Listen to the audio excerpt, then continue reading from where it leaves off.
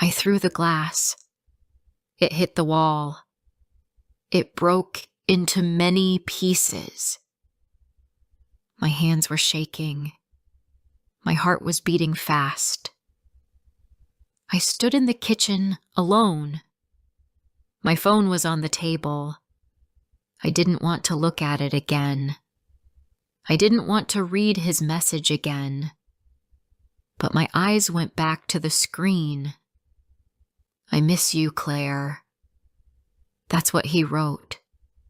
I wanted to scream. I wanted to cry. But I did nothing. I just stood there, still and quiet. Mark. That name still made me feel something. Not love. Not anymore. But something cold. Something hard. I walked to the sink and turned on the water. I washed my face. The water was cold, but I needed it. I needed to wake up. I needed to remember who I was before him. Mark was not my first boyfriend, but he was the first man I loved with all my heart, and he was the first to break it. I met him at a friend's house. It was a small party. I wore a yellow dress. I felt happy that day. I did not know my life would change that night. He looked at me and smiled. "Hi, I'm Mark," he said. His voice was soft. His eyes were dark brown. He asked me my name. I told him. We started to talk. It was easy. It felt nice. He laughed at my jokes. I laughed at his. After the party, he asked for my number. I gave it to him. I felt shy but excited. I smiled all the way home. The next day, he sent me a message. Then he called. We talked for hours. I sat on my bed with my legs crossed and listened to his voice. It felt warm. After 1 week, we met for coffee, then dinner, then lunch. We started seeing each other every week, then every day. Mark was sweet at first. He opened doors. He brought me small gifts.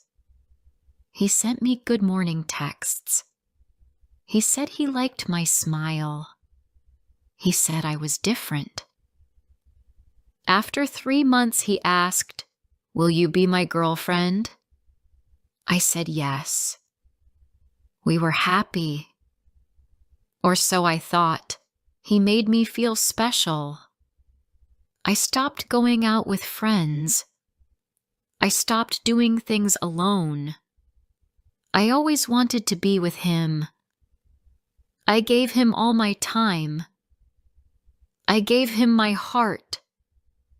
But after 6 months, he changed. He came late. He forgot small things. He looked at his phone a lot when we were together. He said he was tired. He said work was hard. I wanted to help him. I cooked for him. I washed his shirts. I even gave him money when he said he needed it. I didn't ask questions. I wanted to be a good girlfriend. But one night something happened. I was at his place. He went to take a shower. His phone was on the bed. A message came. I didn't want to look, but it flashed again. Then again. I picked it up. The name said, Sophie.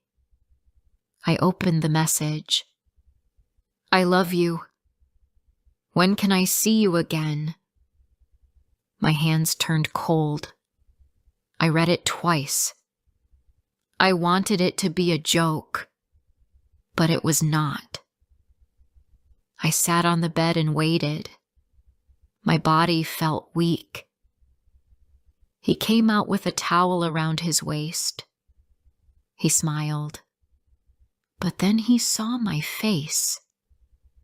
"What's wrong?" he asked. I showed him the phone. He looked at it, then at me. His smile was gone. "It's not what you think," he said. "Who is she?" I asked. My voice was shaking. "She's just a friend," he said. "It's not serious." I got up. I picked up my bag. I walked to the door. "Claire, wait," he said. I turned to him. "Don't lie to me," I said. "Don't say it's nothing when it's something." He walked to me. "Please, just talk to me." I left. I didn't even put on my shoes. I walked out of his house with bare feet. That night I cried. I didn't eat. I didn't sleep. I lay on the bed with my eyes open. He sent me many messages. He called. I didn't answer. After 2 days, I replied, "I need time." He said he was sorry. He said it was a mistake. He said it would never happen again. After 1 week, I met him. He looked tired. He said all the right words. He said he missed me. He said he would change. He held my hand and cried. I said yes. I gave him another chance. But I should not have. The second time, he was careful. He hid things better. He never left his phone alone. He didn't talk much about his day. One evening, he told me he had to work late. I believed him, but I went to a cafe that night.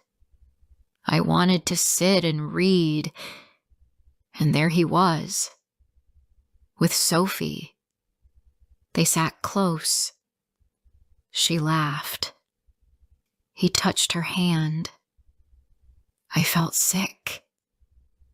I left before they saw me. I walked fast. Then I ran. That night I blocked his number. I deleted all our photos.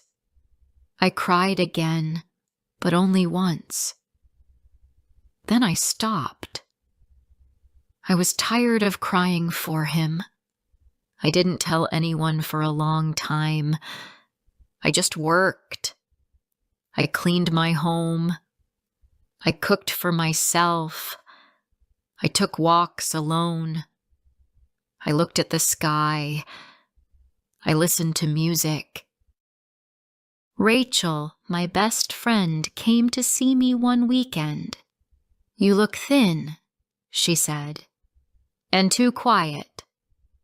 "I'm fine," I said. She didn't believe me. "Talk to me," she said. I told her everything. I told her about Sophie, about the lies, about the pain. She didn't say much. She just hugged me. "You are not the same girl," she said. "You're stronger now." I smiled, just a little. I didn't need Mark. I didn't need his texts. I didn't need his sorry words. But then, today, He sent a message. I miss you, Claire. That's why I threw the glass. Because he still thinks I'm the same girl. But I'm not. I am not loving him again. Before I share the rest of my story, I need to know, where are you listening from? Knowing someone hears me, understands me, gives me strength. The next morning, I opened my eyes and looked at the ceiling. It was quiet. I stayed in bed for a few minutes. Then I sat up and looked at my phone. There were no new messages. Just the old one from Mark. I miss you, Claire. I stared at it for a moment. Then I deleted it. I didn't want his words in my phone. I didn't want them in my head. I got up and made some tea. I sat by the window and looked outside. The street was quiet. A few cars passed. A woman walked her dog. I took a deep breath.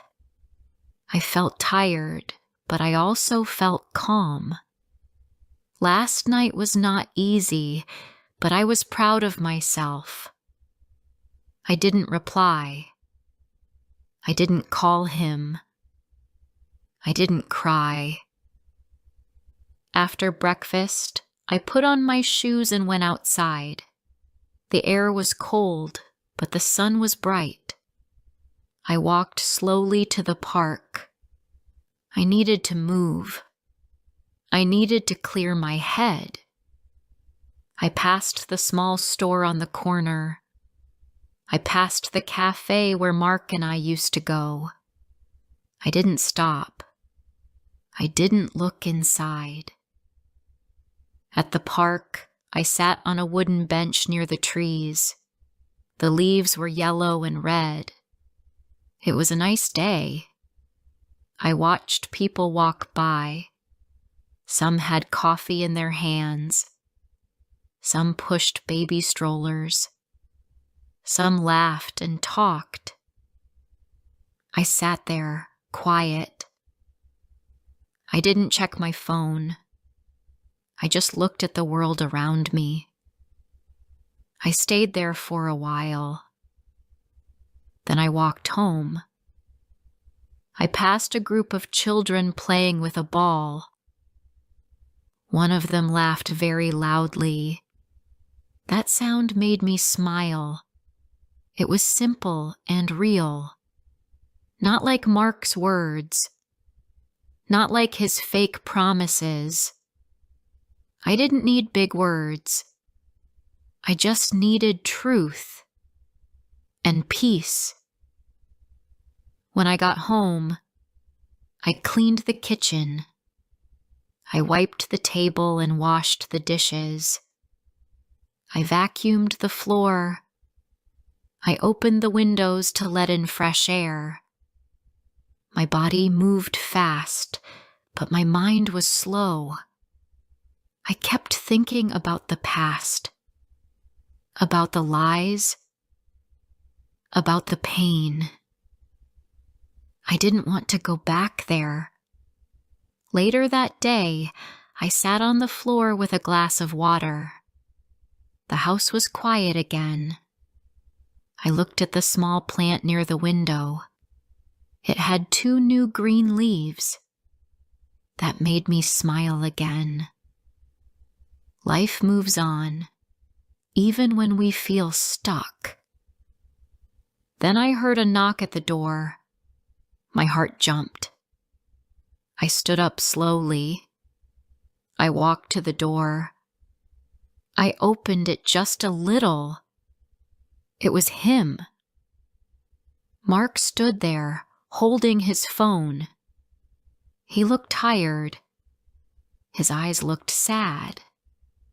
He said, "Hi." I didn't speak. He said, "Can we talk? Just 5 minutes." I opened the door a little more, but I did not smile. I did not step back. I walked outside and closed the door behind me. We stood on the small step in front of my house. He looked at me like I was someone far away. "I miss you," he said. "I think about you every day." I didn't say anything. I just looked at him. "I made a mistake," he said. "I was stupid, but I want to make things right." I crossed my arms. "You said that before," I said. "After the first lie. After the second one, too." He looked down at the ground. "I know," he said. "But I changed. I don't talk to anyone else now. I want you." I looked at him. He still said the same words, but they didn't feel the same. They felt empty now. "I don't want this again," I said. "I don't want to cry at night. I don't want to wait for your reply. I don't want to feel small." He stepped a little closer. I moved one step back. "I said I changed," he said. "No," I said. "I changed. I am not the same Claire anymore." Mark was quiet. He looked like he wanted to cry. He looked like he didn't understand. "I gave you my heart," I said. "You broke it. Twice. I'm not giving it to you again." He looked at me. "So that's it?" he asked. "Yes," I said. "That's it." He nodded slowly. Then he turned and walked away. I stood there for a moment. Then I went inside. I closed the door. I leaned against it. My hands were cold. My eyes were dry. I didn't cry. Not this time. I made tea again and sat on the couch. I looked around my small living room. Everything was quiet, but I didn't feel alone. I felt free. That night, I called Rachel. "He came to my door," I said. "What?" she asked. "Are you okay?" "Yes," I said. "He talked. I listened, but I said no." Rachel was quiet. Then she said, "Good. I'm really proud of you." "Thanks," I said. The next morning, I put on my favorite blue sweater. I went to work. I smiled at the bus driver. I bought a sandwich for lunch. I said hello to my coworker. I even made a small joke at the office. It was a normal day, but it felt good. At lunch, I sat outside. The sky was clear. I watched people walk past. I looked at the trees. I felt calm. Mark didn't message me again. He didn't call. He didn't come back. And that was good, because I didn't want him back. Not even a little. I didn't need to say it again, but I did in my heart. I'm not loving him again. A few weeks passed. Mark didn't call me again. He didn't send a message. He didn't come to my door. And I didn't wait. I didn't check my phone at night. I didn't look out the window. I didn't think about him every hour. Life felt simple again. Quiet, but not lonely. I started walking more. Every morning before work, I walked to the park near my street. The air was fresh. The birds were loud. I saw the same people every day. A man with a red cap who walked fast. A woman with 2 small dogs. A boy on a bicycle. I liked seeing them. They didn't know my name, but they felt familiar. At work, I stayed busy. I smiled more. I talked to people again. I didn't try to hide my feelings. I didn't pretend to be happy, but I was better, and they saw that. One Friday after work, Rachel called me.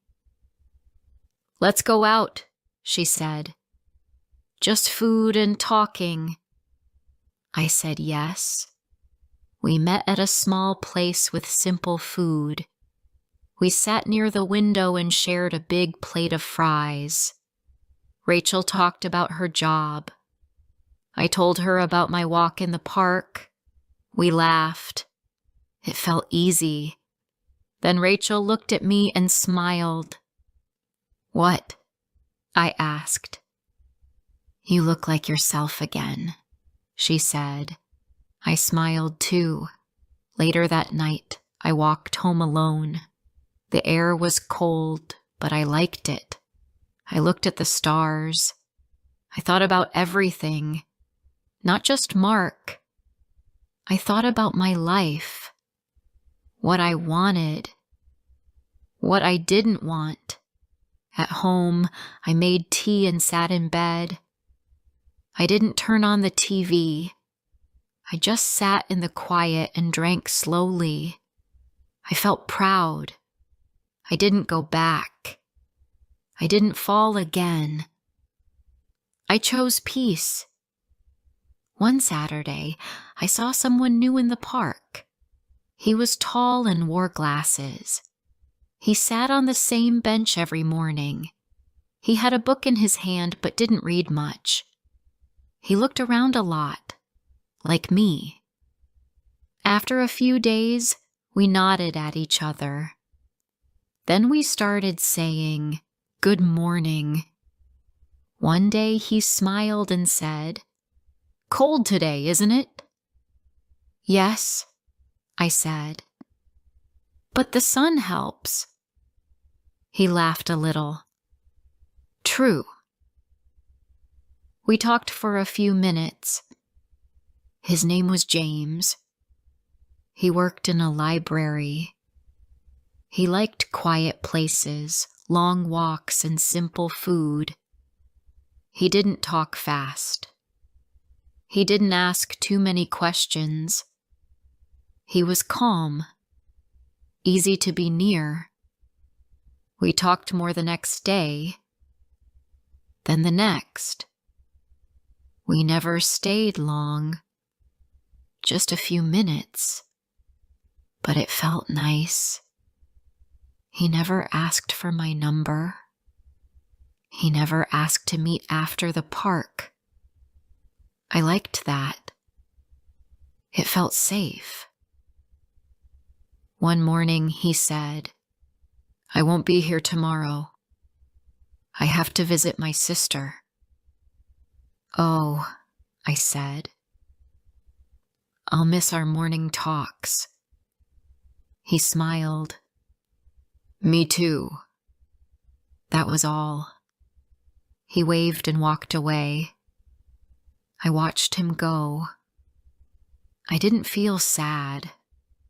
I felt something new.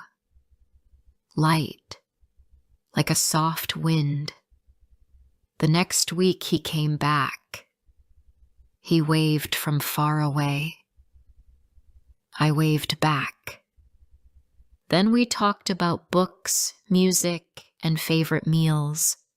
Nothing big, nothing deep, but still warm. One day he asked, "Can I walk with you a bit?" "Yes," I said. We walked slowly under the trees. The path was clean. Leaves moved under our feet. I told him I used to come here with someone, but now I come alone. He didn't ask more. He just said, "I like it better alone too." After that, we walked together often. We didn't meet anywhere else.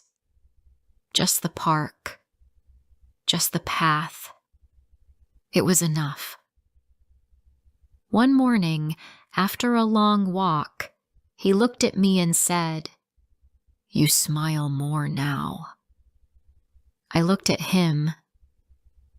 "I feel better now." He didn't ask why. He just said, "That's good." I liked that. He didn't need my story to be kind. He just liked my smile. That was enough. One evening, Rachel and I sat in my living room. I told her about James. "So he's not your boyfriend?" she asked. "No," I said. "He's my walking friend." She smiled. "You like him?" "Yes, but I don't want anything right now." "Good," she said. "Take your time." "I'm not scared of love," I said. "I'm just careful now." She nodded. "That's called growing." That night, I thought about her words. I didn't cry. I didn't miss the past. I didn't want the old life. I just felt full. Not full of someone else, just full of me. I still thought about Mark sometimes, but not with pain. I thought about him like a closed book on a high shelf. It was there, but I didn't need to open it again. Weeks passed, then months. My hair grew longer. The trees turned green. I saw more families in the park, more dogs, more life. James still came to walk. Sometimes he brought me coffee. Sometimes I brought him a small sandwich. We never planned it. We just met. It was easy. One day he asked, "Do you ever feel ready to start again?" "Sometimes," I said, "but not yet." He smiled. "That's okay." And it was, because this time I was choosing myself first. If this story touched your heart, don't forget to like, comment, and share. More emotional and inspiring stories are coming soon.